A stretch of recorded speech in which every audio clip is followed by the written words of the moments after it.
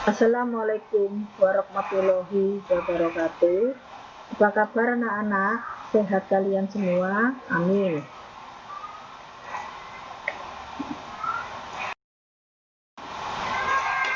Mari anak-anak, pada pagi hari ini kita membahas materi IPS, yaitu tentang lanjutan lembaga sosial.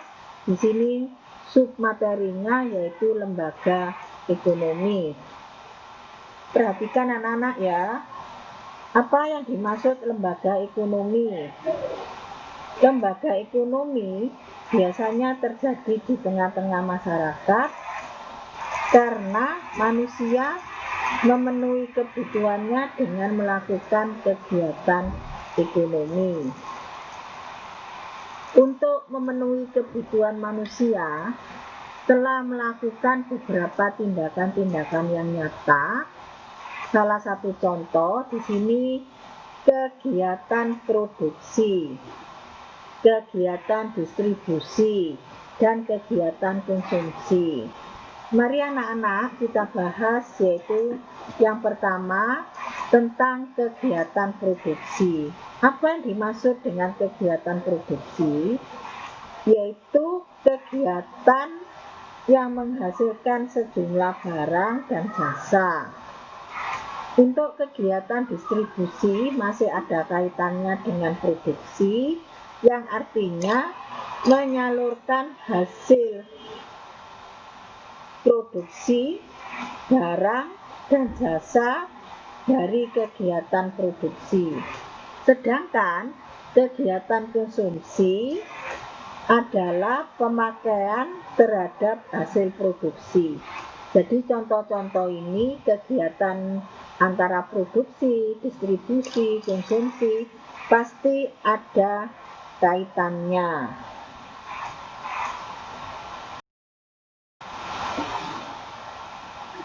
Mari anak-anak kita melangkah atau melanjut tentang fungsi lembaga ekonomi. Di dalam fungsi lembaga ekonomi, di sini ada beberapa, antara lain saya bahas dari yang pertama, yaitu memberikan pedoman untuk mendapat bahan pangan, misalnya melalui adanya swasembada pangan. Yang kedua, memberikan pedoman untuk barter. Kalian tahu anak-anak ya yang dimaksud barter, yaitu tukar menukar barang. Yang ketiga, memberi pedoman tentang jual beli. Biasanya di sini yaitu terjadi di tengah-tengah pasar, terjadi jual beli. Yang keempat, memberikan pedoman untuk menggunakan tenaga kerja.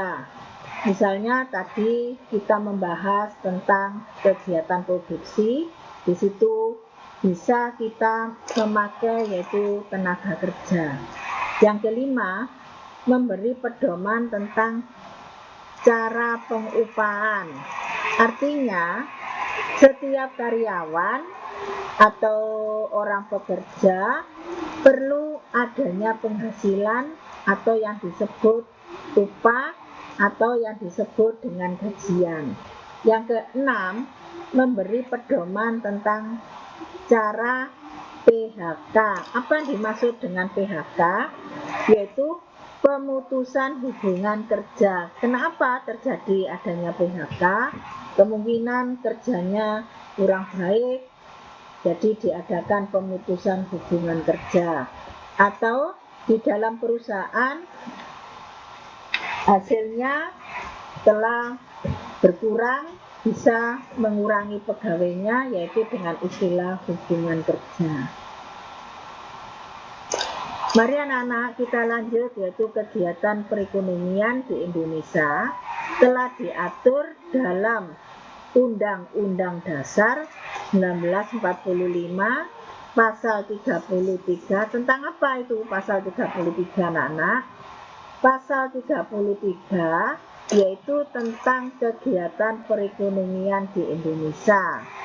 yang perlu dijalankan antara lain di sini ada 3 lembaga perekonomian, yaitu yang pertama koperasi, 2 BUMN, 3 BUMS. Marilah kita bahas satu persatu. Yang pertama yaitu lembaga perekonomian koperasi. Menurut Undang-Undang Nomor 25 Tahun 1992 tentang perkoperasian. Apa artinya koperasi? Badan usaha yang beranggotaan orang seorang atau punya badan hukum koperasi dengan melandaskan kegiatannya berdasarkan prinsip koperasi.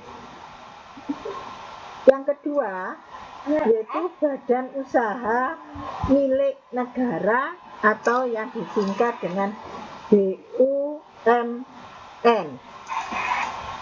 merupakan badan usaha yang modalnya sebagian atau seluruhnya dari negara atau pemerintah, baik pemerintah pusat atau pemerintah daerah.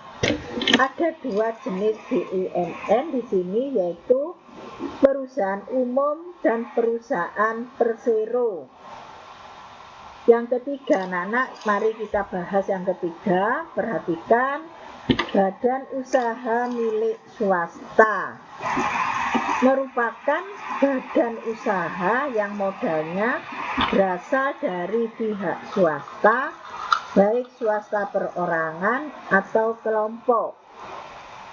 BUMS dapat berbentuk usaha perseorangan, firma, persekutuan komanditir, dan perseroan terbatas atau PT. Marilah anak-anak, ketiga lembaga perekonomian tersebut merupakan kegiatan ekonomi baik produksi, distribusi, ataupun konsumsi. Inilah penjelasan dari lembaga ekonomi anak-anak. Apabila kalian kurang paham, bisa menanyakan langsung ke Bu Tuti ya. Setelah kalian menyimak video ini, kalian bisa langsung mengerjakan lembar kerja siswa yang terdiri dari 4 pertanyaan. Yang pertama, jelaskan yang dimaksud lembaga ekonomi di masyarakat. 2. Sebutkan fungsi lembaga ekonomi. 3. Beri perbedaan antara BUMN dan BUMS. Yang keempat, sebutkan 5 tugas lembaga pendidikan. Selamat mengerjakan, selamat belajar, jaga kesehatan, salam IPS. Saya akhiri sekian. Wassalamualaikum warahmatullahi wabarakatuh.